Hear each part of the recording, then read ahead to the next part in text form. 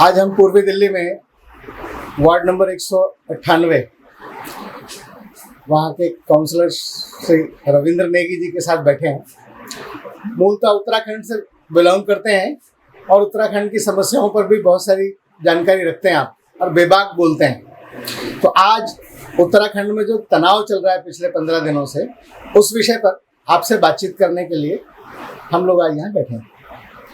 रवि जी, उत्तराखंड में पिछले 15 दिनों से बड़ा तनाव है, और तनाव हिंदुत्ववादी संगठनों को लेकर के, वहाँ की भाजपा सरकार को लेकर के, और एक अल्पसंख्यक समुदाय को लेकर के, इन दोनों के बीच में तनाव है।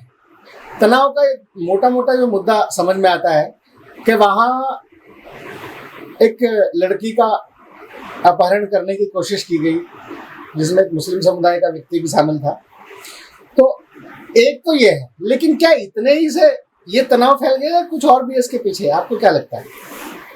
ये आज देश में जिस प्रकार एक तनाव का माहौल, उत्तराखंड नहीं पूरे देश में एक तनाव का माहौल चल रहा है। आपने पेपर के माध्यम से सुना होगा, लव जिहाद। एक लव जिहाद सोची समझी साजिश मुस्लिम समाजों की इन्होंने एक मामला खड़ा कर दिया, जो पूरे देश में हिंदुओं को टारगेट कर उनके बहनों को बहला फुसला कर उनको धर्म चेंज करना और उनको अपने बस में करना, एक नया फॉर्मूला इन्होंने कर लिया। जिस प्रकार इनकी संख्या बढ़ रही है, उसी प्रकार इनके हौसले भी बढ़ रहे हैं। और अब ये बारी आई उत्तराखंड की। उत्तराखंड देवभूमि है, देवभूमि के लोग अपनी भूमि की सुरक्षा के लिए मर जाएंगे, पर अपनी भूमि में ऐसा काम नहीं होने देंगे। और आपने देखा होगा ये किस प्रकार पूरा विरोध करा, और विरोध करने के बाद आज वहां पे चीजें कैसी हो रही है, सबको पूरा देश देख रहा है। अभी जैसे ध्यान में आया है कि वहाँ धारा 144 लागू है, और 144 लागू करने का केवल एक ही कारण है कि हिंदुत्ववादी संगठनों ने एक महापंचायत का आयोजन किया था। अब वो महापंचायत तो नहीं हो रही, लेकिन उसके बदले कल यानी 18 तारीख को देहरादून में सभी मुस्लिम संगठनों के आला अफसर और एडवोकेट्स और इस्लामिक स्कॉलर्स, ये सारे लोग इकट्ठा हो रहे हैं महापंचायत के लिए। इसका उस पर क्या असर पड़ने वाला है? सारा विषय था इसका विषय के, एक 14 साल की बच्ची को ये 2 मुस्लिम बच्चे लड़के बालिग बहका के ले गए, और लेने के बाद जिस तरह का वहां माहौल खड़ा हुआ, और इनकी जो तादाद है, दुकानों की तादाद है, इन लोगों ने वहां पूरा घेराबंदी कर दिया। और सारे चारों तरफ ये लोग एक तरह से इनकी दुकान के किराए, जिसका 600 रुपए किराया होता है, उसका 2-2 हजार रुपए किराया दे रहे हैं, और दुकान चल भी नहीं रही फिर भी किराया दे रहे हैं। कहीं ना कहीं कुछ संगठन हैं जो इनको सपोर्ट करते हैं, और ये षड्यंत्र के तहत ये काम चल रहा है। और जो इनके संगठन जो देहरादून में बैठक कर रहे हैं, उनको भी साफ साफ चेतावनी महापंचायत ने दे दी है कि हम लोग छोड़ने वाले नहीं है। इस बार हिंदू संगठन सारे एक हो गया। उसमें सारे संगठनों ने 15 तारीख तक इनको एक अल्टीमेटम दे दिया था कि आप दुकान खाली करेंगे, पर प्रशासन के दबाव से, सरकार के दबाव से कहीं ना कहीं ये वापस लेना पड़ा। पर अभी इनका विरोध जारी है जब तक पूरा उत्तराखंड है ये लव जिहाद से खाली नहीं होगा, जब तक ये संगठन अपना काम करेंगे। और ये जो छोटे मोटे जो लोग हैं, ये जो कल जुट रहे हैं, जिनकी वजह से आज पूरे उत्तराखंड में, पूरे देश में माहौल खराब हो रखा है, उनको भी छोड़ने वाले नहीं है। संगठन सब एकजुट हो चुके हैं देश में। अभी जैसे ये मामला सुप्रीम कोर्ट में गया, सुप्रीम कोर्ट में याचिका डाली गई थी, लेकिन सुप्रीम कोर्ट ने सुनने से मना कर दिया, तो ये लोग हाई कोर्ट आए। अब हाई कोर्ट में इनको अभी क्या मिलेगा वो अलग विषय है, लेकिन जहां supreme court, high court involve है, तो आपको क्या लगता है कि यहाँ जो ये हिंदुत्ववादी संगठन है या भाजपा के लोग हैं, ये कितना सफल हो पाएंगे? इन्होंने सुप्रीम कोर्ट में डाला था, वेकेशन की वजह से सुना नहीं इनकी दलील को, फिर वो हाई कोर्ट में जाने के लिए कहा। और कोर्ट अपना काम कर रही है, पर संगठन अपना काम करेंगे। सनातन हिंदू धर्म की रक्षा के लिए सारे संगठन एकजुट हैं, चाहे कोई सा भी, चाहे वो बजरंग दल हो, विश्व हिंदू परिषद हो, सारे, और वहां मार्केट एसोसिएशन हो, जितने भी सारे दल हैं, उन दलों ने मिलकर सब एकजुट हो रखे हैं। और कोर्ट अपना काम करेगी, वो लोग अपना काम करेंगे। अपने सनातन हिंदू धर्म को बचाने के लिए हम लोग किसी भी हद तक जा सकते हैं। और ये मामले, पिछले बार 46 मामले थे, इस बार और मामले दिन ब दिन बढ़ते जा रहे, और इनमें कहीं ना कहीं लगाम लगाने के लिए सर्व समाज को एकजुट होना पड़ेगा। नहीं तो वो दिन दूर नहीं है जब लव जिहाद पूरे देश में तो दीमक की तरह फैल ही रहा है और हर जगह फैलेगा। इसको रोकने के लिए आज सब एक हो रहे हैं और एकता का परिचय भी हम दे रहे हैं। बहुत बढ़िया। अभी एक बात देखने में आई है कि वहाँ लव जिहाद के जो मामले आ रहे हैं, ज़्यादातर मामले ऐसे हैं जिनमें जो दूसरे समुदाय के लोग हैं वो बाहर से आते हैं, वहाँ के मूल नहीं हैं, और वहाँ के बहका के फुसला करके ले जाते हैं। और ज़्यादातर लोग गले में रुद्राक्षी माला, कलावा बांधना, तिलक लगाना ऐसे धोखे से करते हैं। तो ऐसे में जब तक उसको पता लगता है कि भाई ये हिंदू नहीं है कोई और है, तब तक वो बहुत देर हो जाती है। तो क्या ऐसे लोगों के लिए कोई कार्यक्रम सोचा है क्या आपने? ऐसे लोगों को चिन्हित करना चाहिए, संगठन सब कर रहे हैं और चिन्हित भी करना चाहिए ऐसे लोगों को, रोक लगनी चाहिए। और ये पूरे उत्तराखंड में नहीं, पूरे देश में ही चल रहा है। अभी साबरमती डेयरी का जो मामला था, वो लड़का जिसने दिन दिहाड़े एक 16 साल की बच्ची को चाकू से गोदा, उसने भी हाथ में कलावा पहना हुआ था। कहीं ना कहीं संगठन, हिंदू संगठन और सारे लोग, सर्व समाज ये चीज अब देख रहा है, लोगों को समझ में भी आ रही है। केरला मूवी जैसी जो आजकल देश में चल रही है, वो मूवी अपने बच्चों को दिखानी चाहिए और जिससे पता चलना चाहिए किस तरह से ये लोग आज धर्म को चेंज करने के लिए लव जिहाद का काम कर रहे हैं और देश में एक होकर कहीं ना कहीं हिंदुत्व को दबाने की कोशिश कर रहे हैं। पर सनातन हिंदू धर्म की रक्षा के लिए सारे संगठन, सारे दल एक साथ हो रहे हैं। दल का मतलब सिर्फ भाजपा दल और दल नहीं, दल का मतलब भाजपा दल, और संगठन का मतलब विश्व हिंदू परिषद, बजरंग दल, संघ और ये जितने वहां के लोकल जो दल है, लोकल लोग हैं, वो लोग एक होकर इसका पूरा विरोध कर रहे हैं। और मुझे लगता है कि आने वाले समय में जिस प्रकार वहां पे धामी जी काम कर रहे हैं, लोगों ने कहा कि धामी जी इसमें ढील बरत रहे हैं। मैं आपको बता दूं, धामी जी ने जिस प्रकार वहां मजारें बन रही थी, आपने देखा होगा पिछले 1.5 साल से मजारों को तोड़ने का काम धामी जी कर रहे हैं। धामी जी ने कहा कि वो कौन सा ऑफिसर है, ऐसी एक कमेटी बनाई, कौन सा ऑफिसर है उसको चिन्हित करा जाए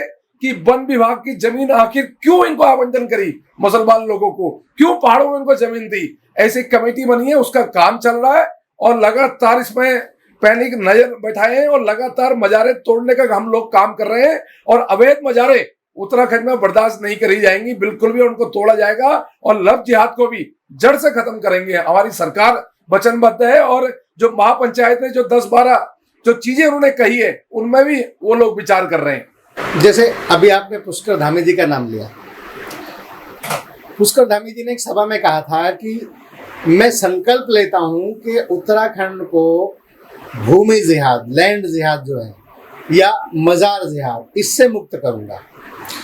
तो इसका बड़ा विपक्ष में बड़ा विरोध हुआ और विशेष तौर से मुस्लिम समाज की बात करें तो ओवैसी जी ने बहुत विरोध किया कि ये सीधा सीधा मुसलमानों पर हमला है, मुसलमानों की आस्थाओं पर हमला है।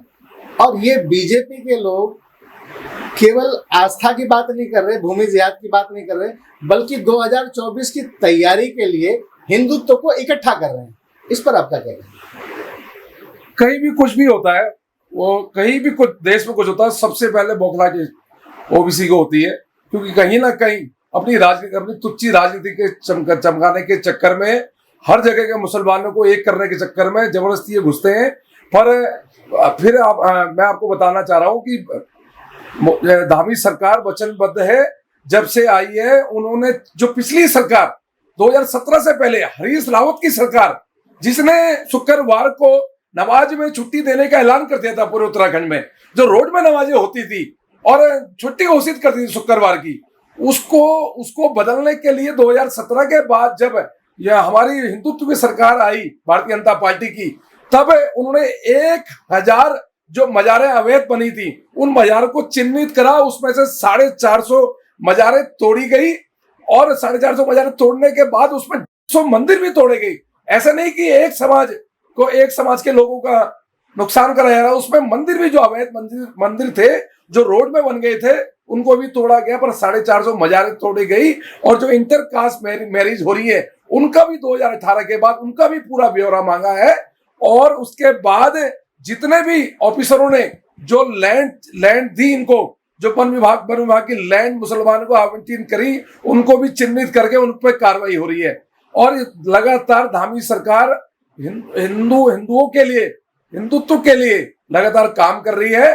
और दलों के में बौखलाहट इस बात की है क्योंकि जो पहले वाले दल थे वो हमेशा मुस्लिम साम्राज्य स्थापित करना चाहते थे। उस साम्राज्य को उखाड़ने के लिए आज धामी जी वचनबद्ध, धामी जी काम कर रहे हैं, इसलिए इनके पेट में दर्द रहता है, इसलिए ओवैसी वहां से चिल्लाता है। अभी यूनिफॉर्म सिविल कोड की बात चल रही है, इसको इस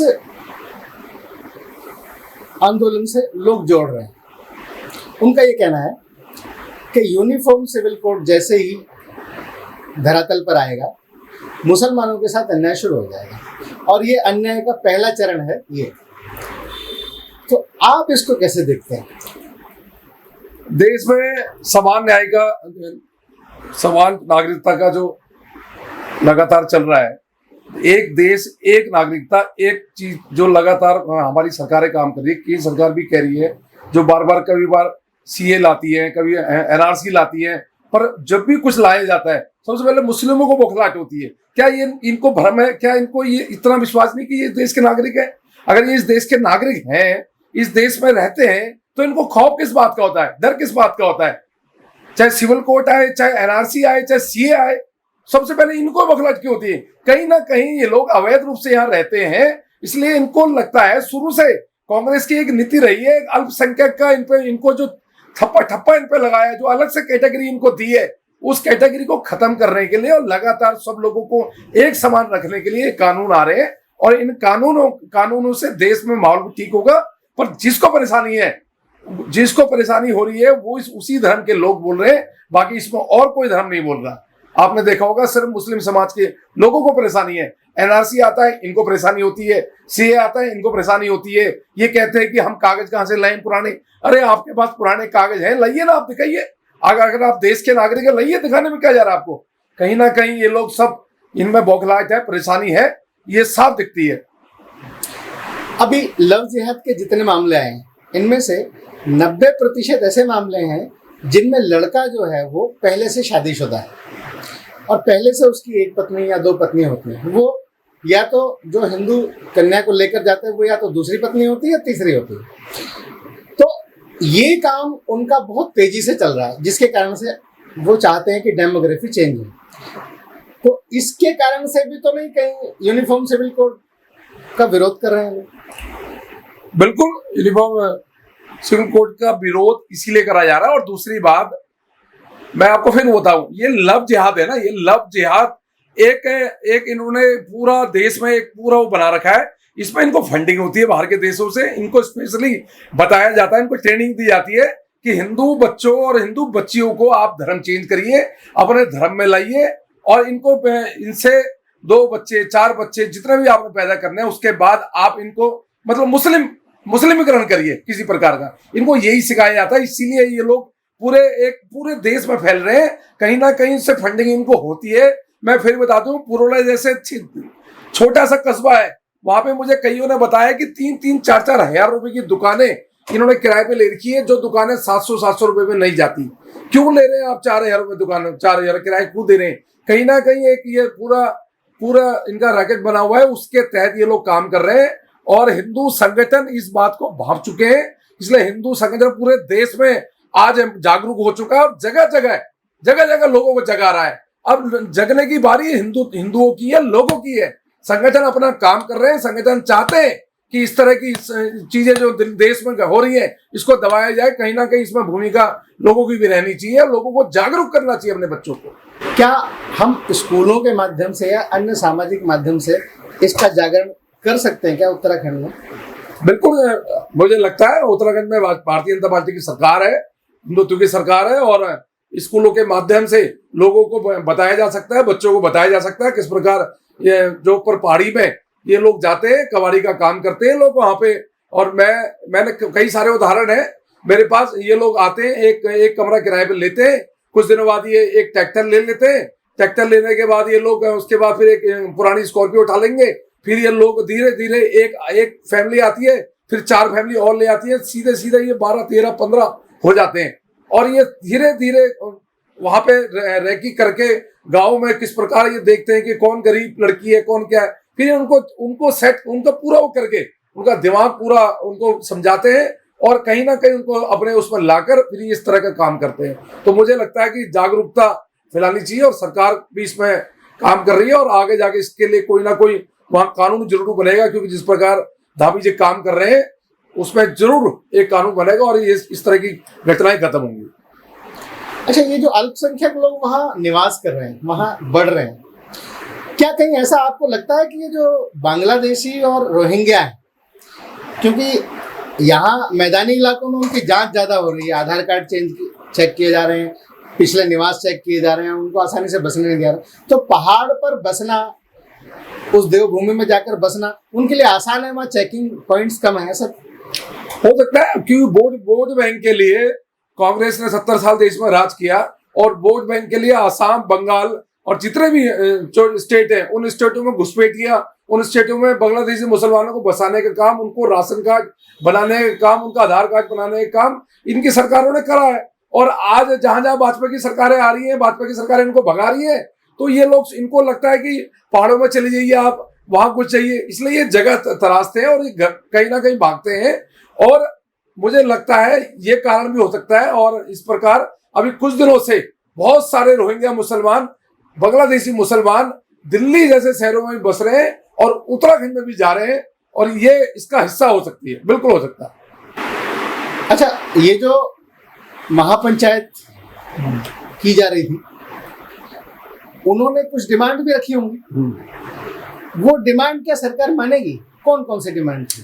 उन्होंने कहा कि लैंड जिहाद पे कानून बनना चाहिए, लव जिहाद में कानून बनना चाहिए, और जितने भी ये बाहर से लोग आते हैं इनको चिन्हित करना चाहिए, सरकार को इनका ब्यौरा लेना चाहिए, कहाँ से आ रहे हैं, कैसे बस रहे हैं, और सनातन हिंदू धर्म की रक्षा के लिए कुछ ना कुछ वहां पे ऐसी व्यवस्था होनी चाहिए जो ये इस तरह की हरकतें ना हो। ऐसे 10 उनकी डिमांड थी, 10 डिमांड जो उन्होंने सरकार के आगे रखी, और उन्होंने कहा कि ये चीजें होनी चाहिए। उसमें कई चीजें हैं जो उन्होंने सिर्फ इसी मामले में सारी बातें करी कि लव जिहाद का जो मामला बढ़ रहा है इसमें कोई ना कोई सख्ती से कानून लाना चाहिए, और जो इन लोग पहाड़ों में जाके बस रहे हैं इनको भी हटाना चाहिए।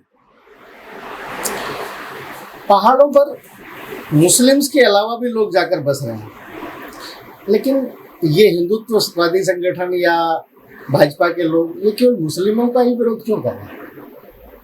कि आज देश में जितने भी क्राइम होते हैं, लव जिहाद होता है, ये कोई क्राइम होता है, 90% हिंदू मुस्लिम, मतलब हिंदू लोग इन्वॉल्व नहीं होते उसमें, 90% मुस्लिम लोग उसमें इन्वॉल्व रहते हैं। कोई भी घटना उठा लो आप, देश में कोई भी घटना उठा लो आप, मैंने साबाबाद डेयरी की घटना बताई आपको, मैंने ऐसे कितने केस हैं जो यही लोग इन्वॉल्व रहते हैं। इसलिए और धर्म से कोई दिक्कत नहीं है, सिर्फ इन लोगों को बचपन से सिखाया जाता है, इनको मस्जिदों में पढ़ाया जाता है कि ये लोग काफिर लोग हैं, हिंदू, इनके खिलाफ आप कार्रवाई करिए, इनको कहीं ना कुछ करिए, इनको पढ़ाया जाता है।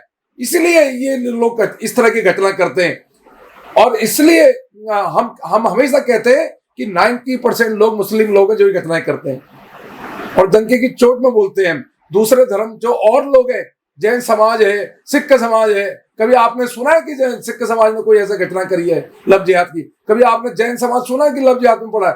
पर हमेशा मुस्लिम समाज का नाम आता है इसमें, क्योंकि ये लोग करते हैं। अच्छा, एक अंतिम प्रश्न बताइए। मोदी जी कहते हैं सबका साथ सबका विकास, लेकिन अन्य भाजपाई संगठन या भाजपा प्रदेश के लोग मुस्लिमों को एक अलग रख करके चलने की कोशिश करते हैं, ऐसा देखने में आता है। तो अगर ये मुस्लिम पक्ष एक अलग इकट्ठा हो गया तो ये एक तो सबका साथ सबका विकास जो नारा है ये फेल होता दिखाई देगा। ऐसा हमने अभी कर्नाटक के चुनाव में देखा कि सारा मुस्लिम समाज एक हो गया और वहाँ भाजपा की हार हुई। क्या ऐसा यहाँ होने की संभावना है? क्योंकि उत्तराखंड का जो मूल समाज है वो ज्यादातर काम धंधे के मामले में, नौकरियों के मामले में वो उत्तराखंड से बाहर आ गया है, दिल्ली आ गया है, मुंबई आ गया है, चेन्नई चला गया है। तो ऐसे में आप कैसे देखते हैं उत्तराखंड में? आज केंद्र सरकार, मोदी सरकार पिछले 9 सालों से काम कर रही है। कोई भी योजनाएं अगर ऊपर से धरातल में आती है तो वो योजना में ये नहीं पूछा जाता कि हिंदू या मुस्लिम है। वो अगर उज्ज्वला योजना आती है तो हिंदू को भी मिलती है, मुसलमान को भी मिलती है। अगर वो वैक्सीन लगती है तो दोनों धर्म के लोगों को लगती है। पर कहीं ना कहीं ये घुमाने की बात दूसरे विपक्षी दल करते हैं। और जहां तक रही भारतीय जनता पार्टी के लोग, कभी भारतीय जनता पार्टी, हमारी पार्टी में भी अल्पसंख्यक मोर्चा है, अल्पसंख्यक मोर्चा काम करता है और कभी ऐसी कोई बात नहीं होती। जहां तक रही कर्नाटक की बात, कर्नाटक में कांग्रेस ने कुछ ऐसे इशू बनाए, लोगों को लुभाने वादे करे। जिस प्रकार दिल्ली में जो ठग केजरीवाल बैठा है, जिसने लोगों को ठग के आज दिल्ली के लोगों का नाश करा, उसी प्रकार कर्नाटक में कांग्रेस ने भी ऐसे लुभाने वादे करे। क्योंकि आज जहां भी बीजेपी को जो हराए, उसके लिए सारा मुसलमान एक हो जाता है। उसको बीजेपी से हराने का मतलब, वो बीजेपी को हराना चाहता है, वो किसी के साथ भी हो जाता है। उसको वहां कर्नाटक में उसे कांग्रेस लगी तो वो कांग्रेस के साथ हो गया, और जहां भी उसको लगता है कि जो बीजेपी को हराएगा वो उसके साथ हो जाता है। दिल्ली में देखा होगा आपने, यहाँ केजरीवाल के साथ सारे मुसलमान हो गए क्योंकि ये भाजपा को हराना था, है ना। और रही उत्तराखंड की बात, उत्तराखंड में ऊपर पहाड़ों में बिल्कुल भी आबादी नहीं है मुसलमानों की। सारे जो यूपी का हिस्सा था, और जो मुजफ्फरनगर, ये जो रुड़की, ये हिस्सा उत्तराखंड में जोड़ा गया। इन हिस्सों में मुसलमान आबादी ज्यादा है। पर आज मैं आपको इस बात को गर्व से कहूंगा कि यूपी में यूपी से उत्तराखंड बना, और यूपी में आज जहां मुसलमान बहुल्य क्षेत्र है, चाहे रामपुर की बात करेंगे वहां भाजपा का सांसद है, चाहे आप मुरादाबाद की बात करेंगे वहां भाजपा के कई सारे विधायक हैं, और ऐसे ऐसे जगहों में जहां 98% मुस्लिम आबादी है, पर वहां भी भाजपा के विधायक जीत के आए। कहीं ना कहीं यूपी में और उत्तराखंड में इनमें काम हो रहा है, धरातल में काम हो रहा है। योगी सरकार काम कर रही है, मुसलमानों के लिए पूरा काम कर रही है, तभी मुस्लिम कई लोग वहां वोट भी कर रहे हैं। कुल मिलाकर के आपकी बातों से यही निकल कर आया कि उत्तराखंड में चुनावों पर इसका कोई असर नहीं होगा, कोई, और ये कुछ राजनीतिक फायदे के लिए इस मामले को बहुत बड़ा तूल देने की कोशिश की जा रही है कि मुसलमानों के साथ अन्याय हो रहा है। आपके अनुसार ऐसा नहीं है? बिल्कुल बिल्कुल, मेरे हिसाब से सर्व समाज को एक साथ लेकर भारतीय जनता पार्टी मोदी सरकार लेकर चल रही है। पिछले 9 सालों में देखा होगा, आज सारा चाहे यूपी का मुसलमान हो सुरक्षित है, कोई दंगे नहीं होते। चाहे दिल्ली में देखा होगा, कोई ब्लास्ट नहीं होता, कहीं पूरे देश में कोई ऐसी अप्रिय घटना नहीं होती। नहीं तो आज से 2014 से पहले आए दिन दंगे होते थे, मुजफ्फरनगर कांड हो रहा है, दिल्ली में सरोजनी नगर में ब्लास्ट हो रहे हैं।